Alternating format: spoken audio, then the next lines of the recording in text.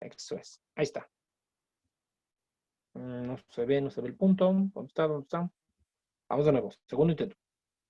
Ah, no, sí, ya está. Ya ve el punto. Excelente. Entonces los niños prácticamente van aprendiendo a cómo ser hombres. Y la única forma de hacerlo, pues precisamente es obvio viendo al papá, a la figura paterna. Entonces, alguno de ustedes se preguntará, ay, ¿qué pasa con aquellos niños que no tienen papá? No lo conocieron porque fueron naciendo de inseminación artificial o fue a los cigarros y jamás regresó. ¿Qué pasa con aquellos niños que no tienen papá? En este caso deben de sustituir el objeto, es decir, sustituir la figura paterna, no por el biológico, sino obvio con otro hombre, que puede ser un tío, el abuelo. En el caso de que exista, bueno, la familia sea numerosa, entonces obvio sería el hermano mayor. Y desde luego, si no, pues se tendrían que esperar en este caso hasta ir a la escuela y adoptar a un docente, en este caso, como obvio, la figura paterna. Pero recuerden, todo es inconsciente, no es, pues voy a adoptar a tal profesor para que sea mi papá imaginario, postizo, lo que ustedes quieran llamar. No, eso no se da. Recuerden, todo es inconsciente. Y por lo tanto va a adoptar esas características. Dense cuenta con los niños pequeños, a lo mejor ustedes ya no, ya son adolescentes, ya quieren vestirse diferente, pero véanlo con los niños pequeños. Incluso a mí prácticamente me gusta observar en este caso a la gente. El niño decide vestirse de forma similar al papá.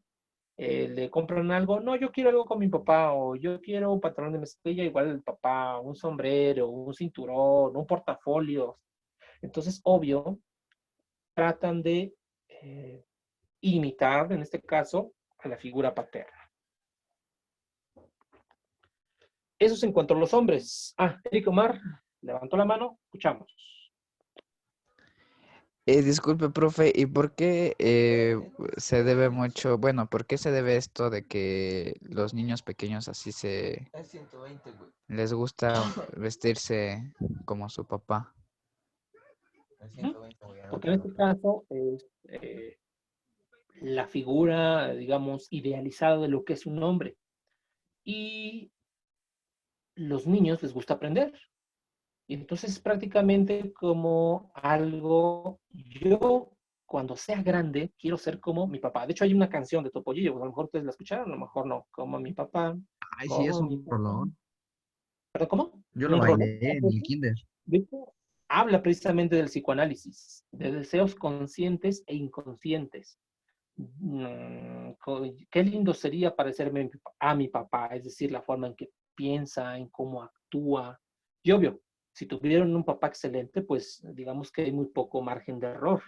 El problema es cuando la imagen paterna es muy débil, es deficiente.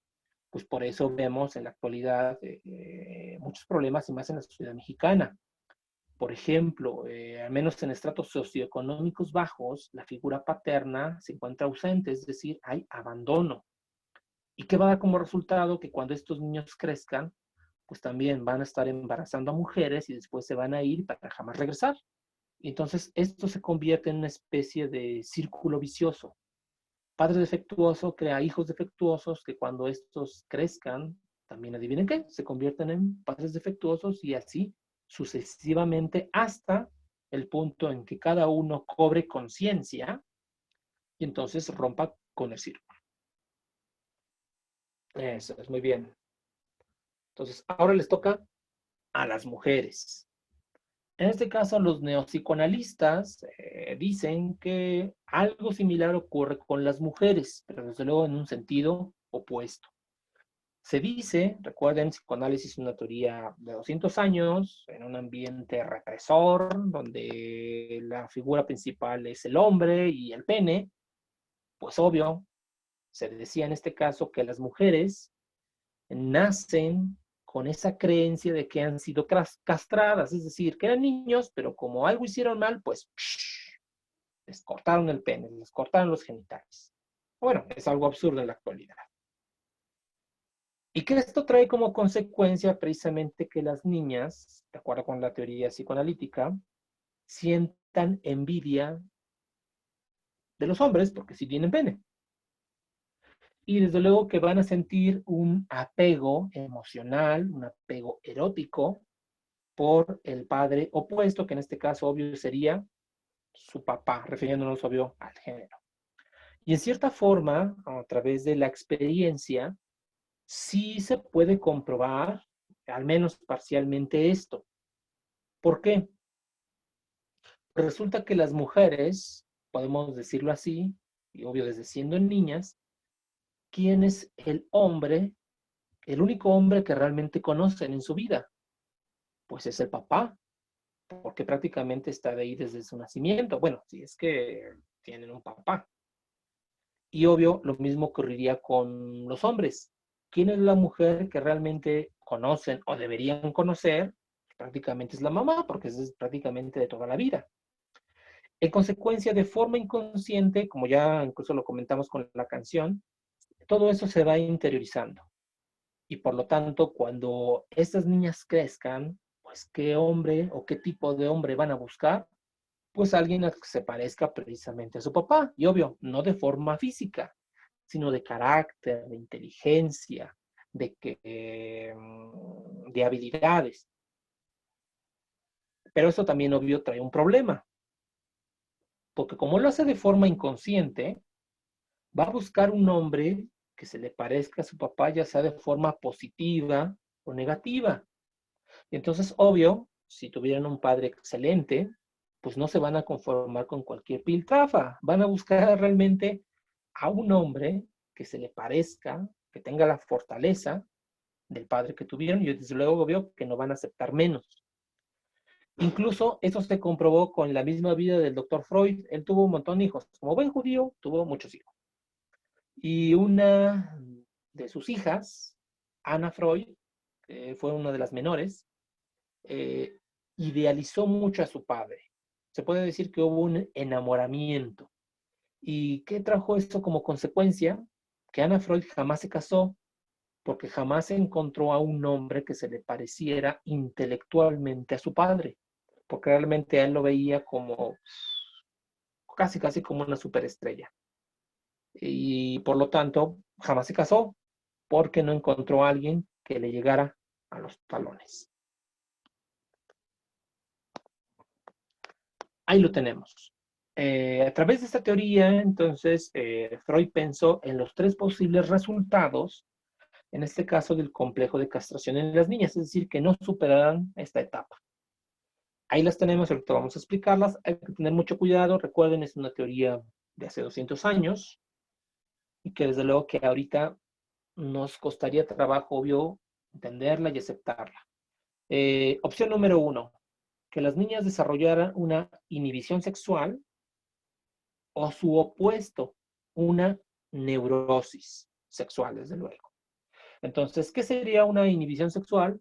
Pues serían precisamente señoritas o mujeres que no tuvieran en este caso ningún recato con respecto a ejercer su sexualidad. Es decir, que tuvieran muchas parejas sexuales, que hablaran sin ningún tapujo, sin ningún miedo, sin ningún tabú acerca de su sexualidad. Ah, pues a mí me gusta tal cosa, a mí me gusta que se presente tal cosa. Entonces, ahora sí, inhibidas. Que hablen abiertamente del sexo, no importa con quién estén. Obvio, eso sería inhibición sexual. Su contraparte o su opuesto sería una neurosis sexual. ¿Y cómo eso se traduce? Pues precisamente de una persona que niega su sexualidad. Entonces, por ejemplo, hablar de hombres. Ay, no, eso no me gusta. Ay, es que yo jamás siento o he pensado en eso. Niegan esa parte. La segunda opción sería precisamente que las mujeres desarrollaran un complejo de masculinidad. Ahorita lo vamos a explicar. Y por último, que desarrollaran una feminidad normal. Vamos con el complejo para después ir con el otro concepto. El complejo de masculinidad sería precisamente una mujer heterosexual, eso sí, heterosexual, pero que se comporte, que piense o que busque en este caso metas que solamente los hombres se interesarían. Y recuerden, obvio, es la época. Entonces podemos ver a mujeres que van a la universidad, por ejemplo. En su tiempo, obvio, fue considerado como un complejo de masculinidad, porque solamente los hombres iban a la escuela, a la universidad, o que tuvieran el don de mando, que ahorita, pues obvio, ya es más natural. Les recomiendo una serie en Netflix que precisamente, digamos que va a la par de la época en la cual el doctor Freud vivió y escribió. Se llama Anne con E, y se cuenta, ahí ilustra precisamente la época. En este caso, eran mal vistas las mujeres que se ponían pantalones, usaban pantalones, y entonces las mismas mujeres reprimían a las mujeres porque pensaban en este caso que se quería igualar a los hombres en inteligencia, en fuerza, en potencia. ¿Y qué sería en este caso los rasgos de la... ¿Quién? ¿Yo hablo mucho? Ah, la niña. Ah, bueno. De hecho, la niña tiene características masculinas de su época. Porque en este caso, ¿quiénes tenían, digamos, la última palabra? Pues los hombres. Ahora bien, ahora vamos con la feminidad normal. ¿Cómo era considerada? Y ahorita les voy a poner un ejercicio. Sigmund Freud decía que la mujer de su época, la mujer normal, debía ser pasiva y masoquista. Es decir, que acepte los golpes, que acepte lo que la vida le dio. Y que desde luego, esas serían exactamente sumisa. Eh, Esos son los rasgos, en este caso, que le va a dar la personalidad de mamá, y que desde luego toda mujer que no tuviera estos rasgos, pues obvio, no entraría con los cánones de la época. Hace un momento Valeria comentó, ¿no? La chica habla mucho. Pues sí, sí, sí, desespera. Y obvio, esa no era una característica masculina. Pero no era una característica femenina. El hecho de que pensara, se preguntara, cuestionara, no era una característica femenina. Debería, obvio, aguantar como sumisa, como lo acaba de decir la señorita Bonilla. Incluso ahorita, y qué bueno que lo están expresando, pues eso a ustedes les parece raro. En pantalla, no sé si lo reconozcan, a lo mejor sus mamás sí, porque esta fue una película adoptada precisamente de hace un par de años, no mucho, quizás 8 a lo máximo. Una escritora norteamericana contemporánea crea una serie de libros que habla de una historia precisamente de un hombre. No, no, no. 50, perdón, 50 sombras de Grey, efectivamente. De hecho, es una serie de, efectivamente, 50 sombras. ¿De qué? Bueno, quien escribió la novela fue una mujer, para empezar.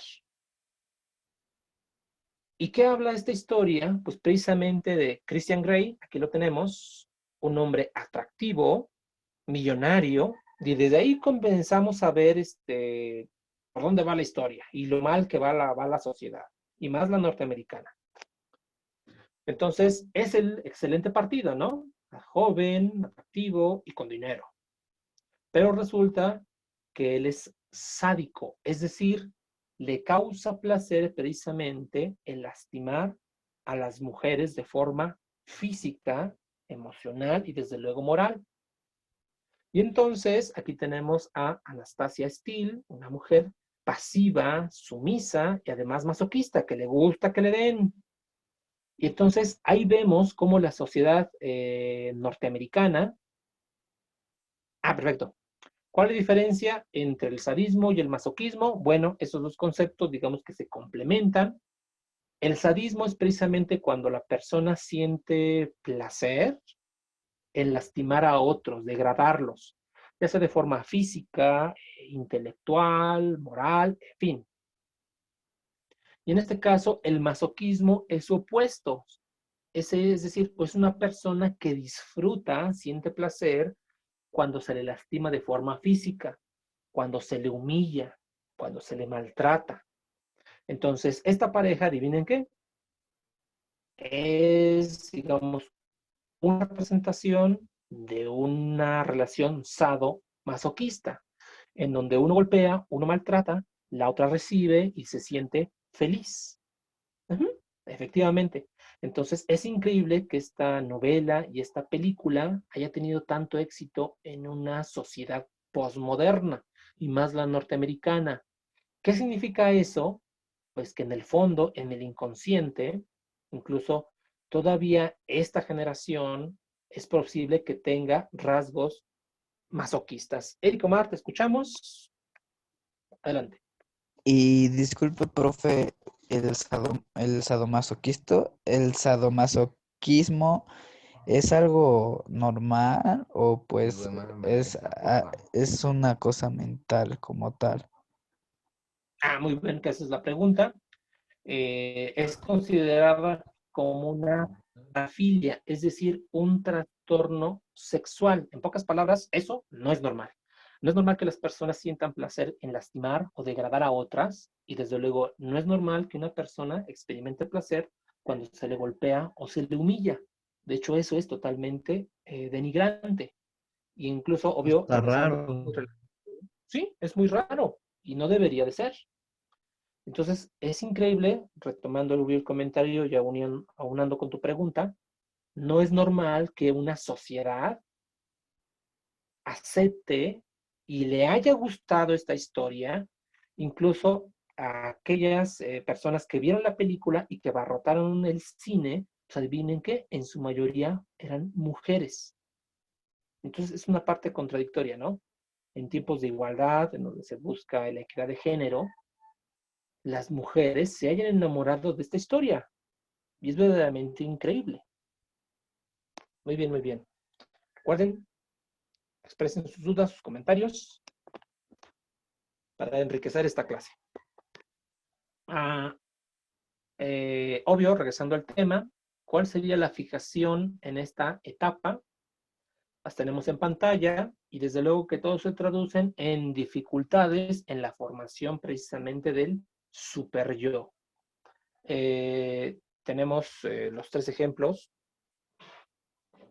clásicos de la época. El primero, obvio, es de acuerdo con la teoría de aquellos tiempos. Ahorita digamos que ya no tendría cabida la homosexualidad. Entonces se pensaba eso, que como faltaba en este caso la figura paterna, lo más probable es que estos niños desarrollaran una homosexualidad. Obvio, en el caso de las mujeres, pues también precisamente. En el caso de que la figura materna haya fallado y desde luego, obvio, la paterna, había probabilidades, obvio, que se desencadenara la homosexualidad. Y en su época también fue vista como un trastorno. Actualmente ya no lo es. Entonces, no, no es de raros, en este caso, la homosexualidad. Aquí tenemos, digamos, la otra vía. Y obvio, a esto se le ha dado el nombre de un ser andrógino. ¿Qué significa? Una persona heterosexual, pero que adopta características, en este caso, del sexo opuesto. Entonces, obvio, vemos a una mujer con rasgos totalmente femeninos, al menos en lo físico, pero que ha adoptado vestimenta masculina. Los lentes con el armazón grueso, los tirantes, el pantalón, la camisa, el sombrero. Entonces, en la serie, no necesariamente, ¿eh? Qué bueno que lo mencionas. El travestismo, digamos que obvio, ya es un trastorno actual, pero podemos considerarlo como un exceso en este caso de esta visión andrógina. Es decir, y más ustedes, chicas, dentro de su guardarropa, apuesto que tienen más de 2 pantalones. Pero obvio, aquí obvio ha sido la influencia de la cultura. En este caso, como ya lo menciona su compañera Valeria a través del chat, el travestismo, entonces, obvio, ahí sí va más allá, porque entonces casi todo la apariencia va precisamente con el sexo opuesto. Entonces, hombres que se maquillan, se ponen tacones, vestido, lentejuelas, ¿cómo les llaman? Dark Queen, me parece que le llaman. Efectivamente, lo llevan al extremo. Ahí, desde luego, que hablamos total de una fijación y que desde luego de un trastorno y que actualmente, repito, es considerado como esto, como un trastorno. Oiga, profe, ¿por qué las personas se preguntan que si una persona nace siendo gay o se hace gay con el tiempo? Ah, mira, interesante pregunta. Y realmente no existe una respuesta, digamos, satisfactoria. Todavía hay un grupo de científicos que aseguran que son por cuestiones biológicas, pero realmente hay muy pocos estudios científicos como tales en donde se diga, ah, bueno, existió una anormalidad cromosómica y en consecuencia es hermafrodita y por lo tanto le gustan los dos sexos o el sexo opuesto. Realmente estamos hablando del 0 punto y fracción de casos. Entonces, la explicación biológica no ha dejado claro, en este caso, la preferencia sexual. Hay otra parte, y obvio, la aborda la psicología, y es precisamente a través del psicoanálisis, en donde dice que hubo una anormalidad en el desarrollo y que, obvio, eso explica la preferencia sexual, como ahorita lo estamos viendo. Incluso otra parte de la psicología que argumenta en que estos son hábitos que se adquieren, se aprenden y obvio se manifiesta precisamente en la homosexualidad. Incluso, como algunos autores ya lo mencionaron con respecto al travestismo, pues resulta que aquellas personas que realmente quedan confundidas con su rol de género, experimentan primero con la ropa y obvio después ya llegan al punto de la homosexualidad y desde luego hay otros que se van al extremo y entonces ya viene el cambio de sexo. Pero repito, lamentablemente no hay una explicación satisfactoria y desde luego que cubra este fenómeno en el sentido de que hay problemas en las personas, no se sienten a gusto con lo que son o cómo nacieron y por lo tanto buscan una vía diferente. Perfecto. A través del chat, retomando porque se nos está acabando el tiempo. Aparte, no es agradable salir a la calle con vestidos cortos o cosas cortas. Ah, mira, interesante. Y no es, y desde luego es por la sociedad.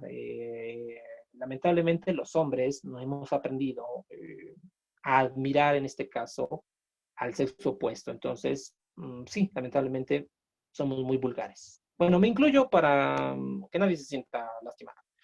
Vamos a ver. Eh, efectivamente, Karina dice que a pesar de que se usen pantalones, desde luego que son objeto de una admiración inapropiada. Efectivamente, miradas morbosas. Sí, efectivamente es horrible y debería ser, pues no, no deberían de desaparecer estas prácticas. Muy bien, muy bien. Y el último punto, aquí lo tenemos, le vamos a dar el nombre de promiscuidad sexual. ¿Qué significa esto? Pues son precisamente aquellos hombres y mujeres que tienen relaciones superficiales, obvio solamente para satisfacer necesidades de tipo sexual. Entonces, aquí, efectivamente, en una traducción podría traducirse, obvio, en orgías, que es cuando sexo unos con otros, todos contra todos, y no hay el sentido en este caso del compromiso, de la exclusividad. Entonces sí, hay personas que realmente practican esto, la promiscuidad.